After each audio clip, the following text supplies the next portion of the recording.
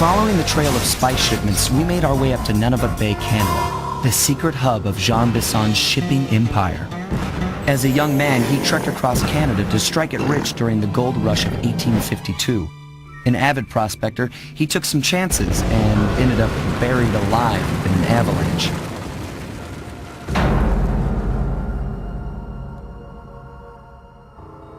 Miraculously, the quick freeze kept him alive, and 120 years later, thanks to global warming, he thawed out. A product of his time, he dreams of taming the wild north, damming every river and chopping down all the trees, with progress delivered at the sharp end of an axe. Shipping spice for the Claw Gang proved a lucrative way to bankroll his one-man war against nature. And yet, I have to feel a little sorry for him. He's just a normal guy from the 1850s. Back in his day, he'd be a hero, but today, he's a villain. Either way, that man's got more than his fair share of the clockwork parts. What a low-tech guy like Jean Bison is doing with robot parts is a mystery. I almost don't want to know. But as always, it's only a matter of time before I find out.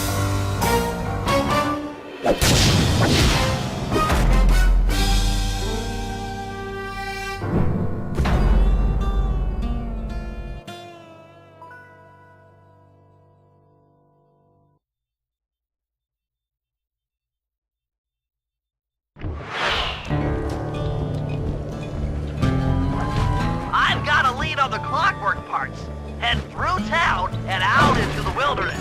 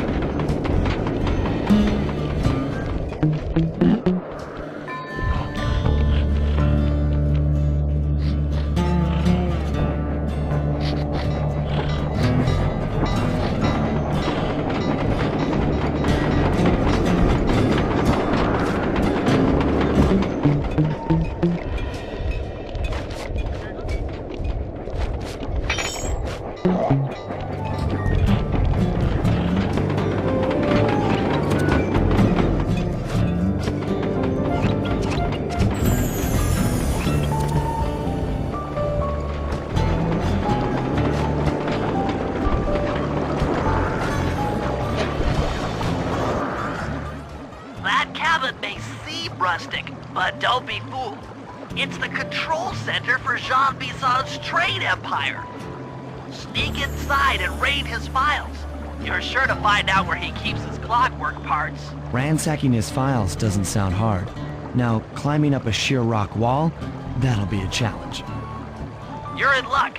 Before Jean Bison took over, this used to be a popular destination for rock climbers. Some of their old wall hooks are still around. I'm guessing I just jump and hit the circle button to latch on. That's right. And remember to lean back before you spring off the hook. You'll get more altitude.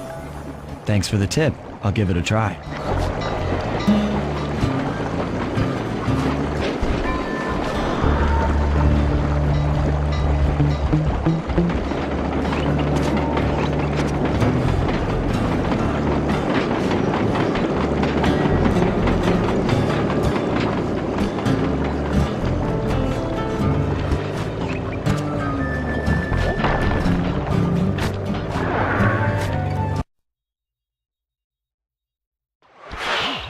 Jackpot, Sly! That's Jean Bison! Looks like he didn't notice me come in.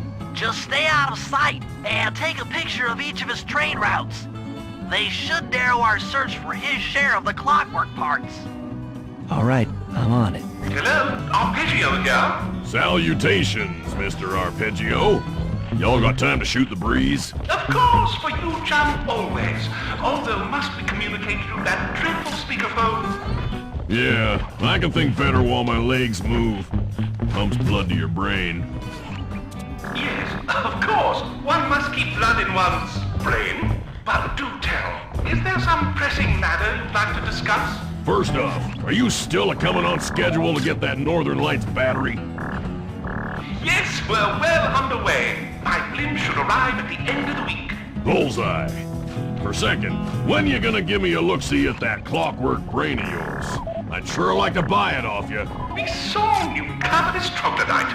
You've already got the lion's share of the parts. Would you take my meager portion of the robotic bird for your own and strip me of all my earthly pleasures? Easy there, partner. You're all up in a lather.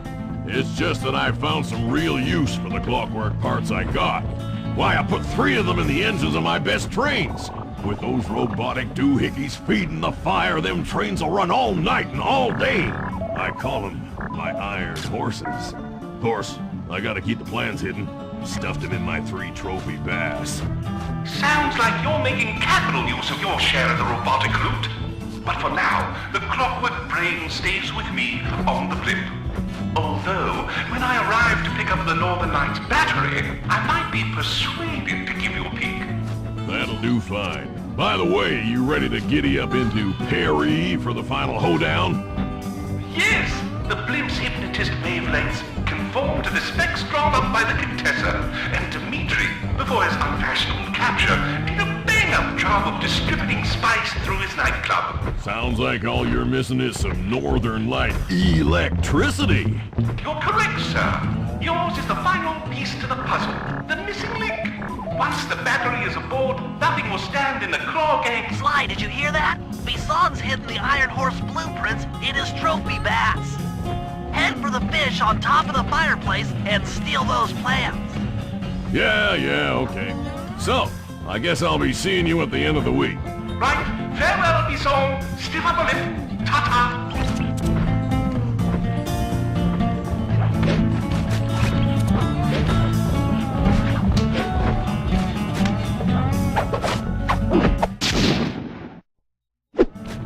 Excellent!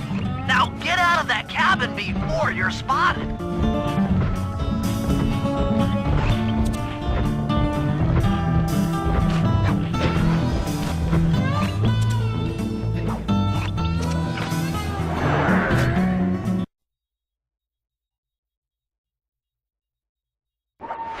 After analyzing Bison's decorating techniques, I think we'll find the other trophy bass above the mantle in the 2 remaining cabins.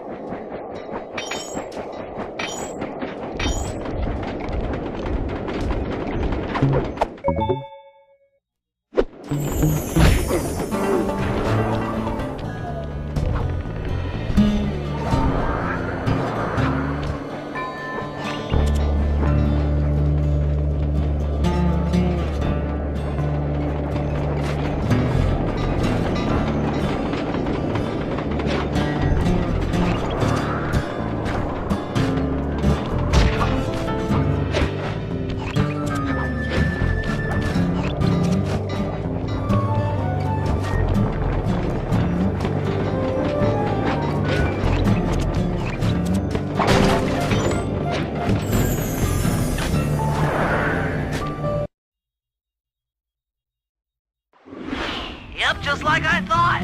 Get to the fish above the mantle and steal those blueprints. Attention all cabin guards. I've heard tell from the boys at Ponderosa Cabin there's someone vetted my hidden blueprints. Everyone stay sharp.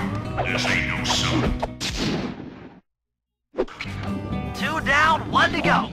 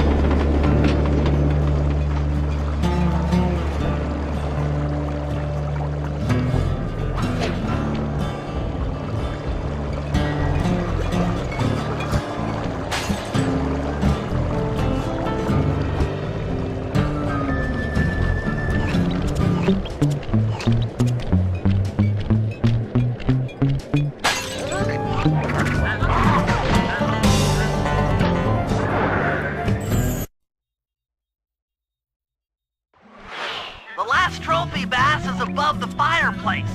Be careful.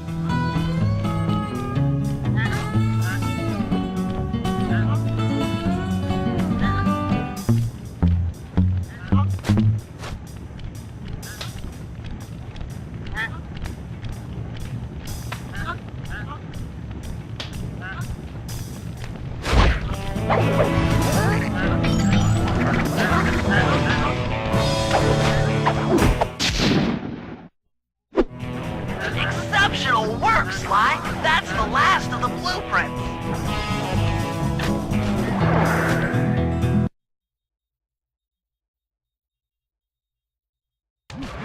Armed with all 3 blueprints, we should be able to isolate and track the Iron Horse trains through that satellite dish. Top of the mountain, huh? Shouldn't take long.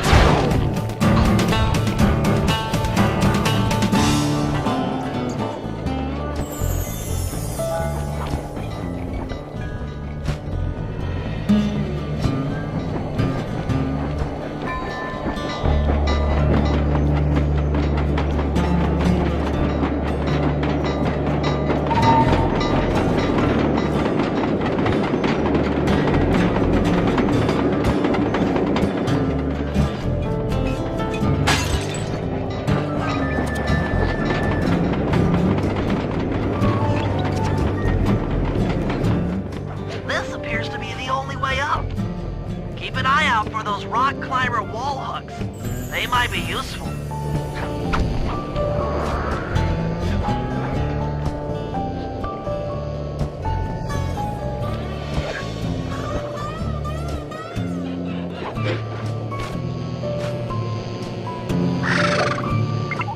This is great! We've got total access to the train's GPS system. It's all on my computer. Head back to the safe house. I'll crunch some numbers and give you and Murray the rundown.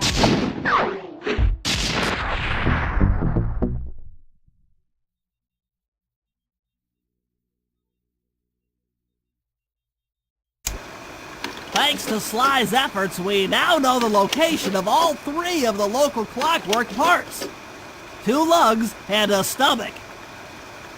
John Bison has grafted each piece to the engine in one of his Iron Horse trains. This improvement allows the trains to run all night and all day. We won't have the luxury of sneaking in while they're stopped.